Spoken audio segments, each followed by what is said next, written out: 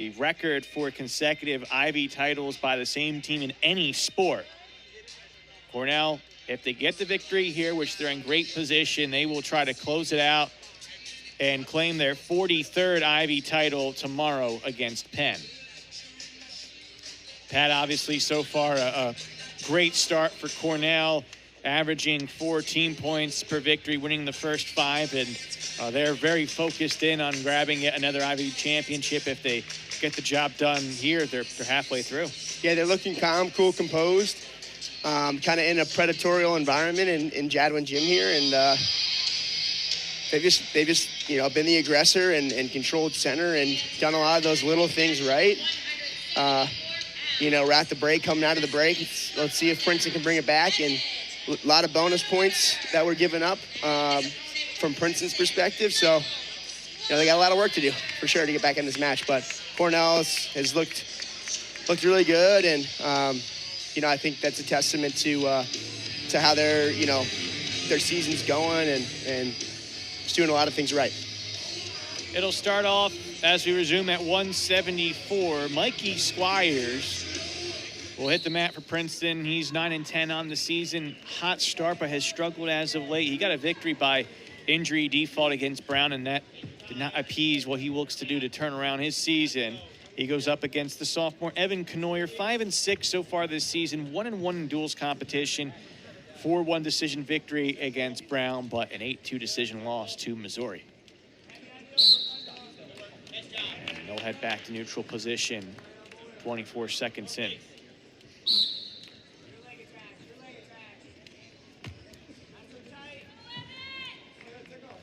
I think this is another one of those matches that's going to come down to who controls center and who finishes the attacks that they eventually get to, right? If your attack rate's high and your success rate's high, it's going to be hard to beat. I think what we've seen so far from the Princeton guys is a lot of attacks, high attack rate, but not a lot of finishes in the shots they do get to. There's only so much time in the match that you have to capitalize on. So those missed opportunities are 30 seconds to a minute, maybe more than that, that's taken away if you don't wind up getting points out of it. So Cornell doing a lot better of a job capitalizing on those opportunities relative to Princeton thus far through the match. This has been the one open slot for Cornell. 9 ranked wrestlers, 8 weighing in today, but 174 has kind of been the open spot between Benny Baker and Evan Canoyer. Canoyer tried to get something, but out of bounds. Squire now wrestling all 9 Princeton duels this season. Princeton 5-3 overall, 3-0 in Ivy League competition. Cornell 8-3 overall, 3-0 in Ivy competition. Princeton's only loss in the 2024 portion of the calendar was a Drexel meet that was tight here a few weeks ago. 3 of Princeton's ranked wrestlers did not compete in that duel. It was still a close one, 2015 in favor of the Dragons. After 174, it'll be the meet of the Princeton 10, not just in terms of weight, but success. Nate Dugan, Luke Stout, and Matt Cooper, but they all will have ranked opponents. Chris Foca, Jacob Cardenas, and Luis Fernandez. And kind of have this feeling right now, the action's just starting to warm back up here at 174, but it's going to get hot again. Yeah, it was a nice lefty single there by Canoyer. Squires looking to defend here. He's going to try to scramble through here. Take this shot now. You see Canoyer getting height. That's going to be 3. Nothing yet. Squires doing a good job scrambling through this, not giving up that other ankle. And switches his hips. That's nothing. We're going to stay neutral. Great job to avoid giving up that takedown there, which I had already kind of given. Well, that might be someone else who's thinking the same thing as the Cornell brick was. The Cornell brick was thrown for the challenge, and so perhaps Mike Ray saying, "Oh, okay, well, I like what Pat Glory was thinking there. Let's challenge this one." Yeah, don't let Dubuque hear you say that. Sorry, Dubuque. But no, we'll see what happens. It's definitely a close call. one of those right on the edge too, so out of bounds plays a factor as well.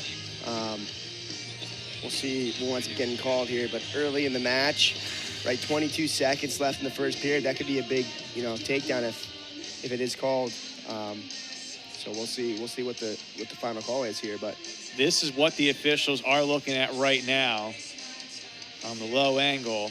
And I think, we talked about this too in previous broadcasts, but a big focus, from the referees this year has been control, right? Control of the hips. So you've seen a lot of guys take points away or not give points because that control is not there, that establish of control. So those quick takedowns are getting called less and less.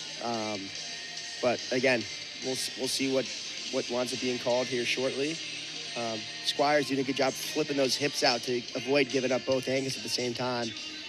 Right here is where I thought he was going to give up too, but kept wrestling through, kept his hips up. It's going to be a close call. Yeah, great job, especially on that left side. Question is at the very end, though, was that enough for the 3? Was that controlled for a long enough time before going out of bounds? Right as his leg gets elevated, he covers the hips. But the question is, does he cover the lips for long enough before Squires can kind of get his way out of there and scramble out, right? So here, is there enough? It's going to be close because that's not 2 at this point, right? In this crackdown position, and then I don't see 2 there. So it's close. It's really a matter of after that leg gets elevated, does he have control of the hips right? Oh, a little bit after that, but right here, does he have control? Right there, does he have control? We'll see what they say.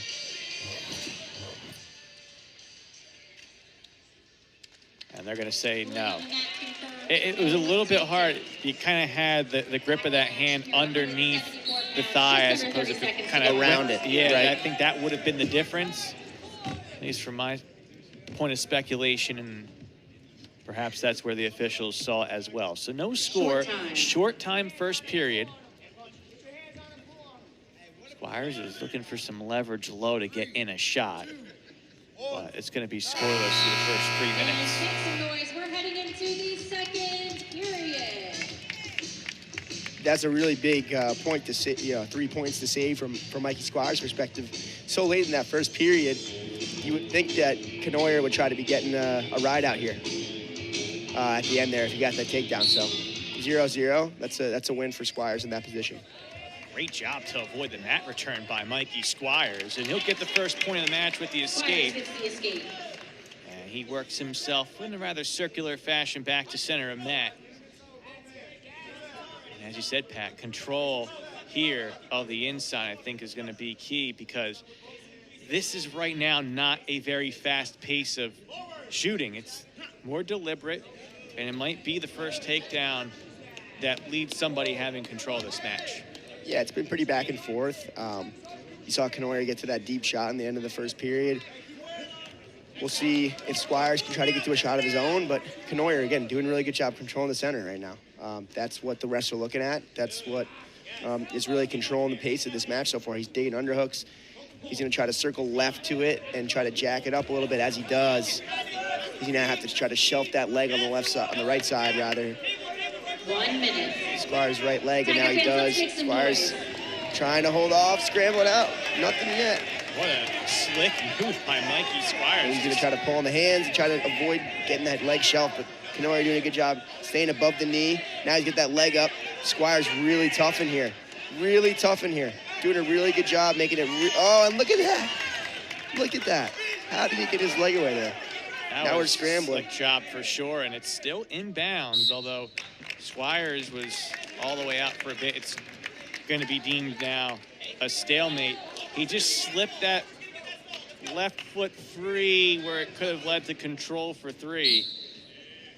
Lots of flexibility and lots of just knowing how to kind of take that pressure away and make it really heavy for that guy to shelf that leg up in the air and being really creative and knowing when you can take that opportunity from a guy. He has length and fluidity, does Mikey Squires. And he's trying to find his way more so in duels competition. He had a strong start to the year in open competition, had 3 early tech falls on the season, all by 15-0 scores. He leads 1-0 heading into period number 3. And Evan Canoyer will have choice. And obviously he's thinking on the bottom. He gets a quick escape. Where riding time's not a factor. He's even up the score. Next takedown may very well win it. Squires, though, first chance to see what he can do on top. And if he can ride for more than half of this third period, he might be able to add in another point with a riding time advantage. Let's see what happens.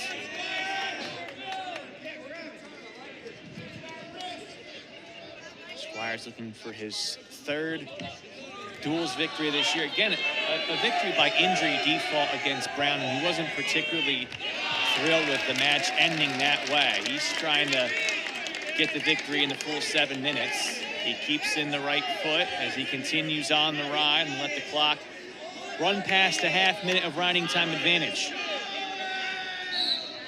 Eventually that last toe of the right foot goes out of bounds. Squires still got 24 seconds left to ride here.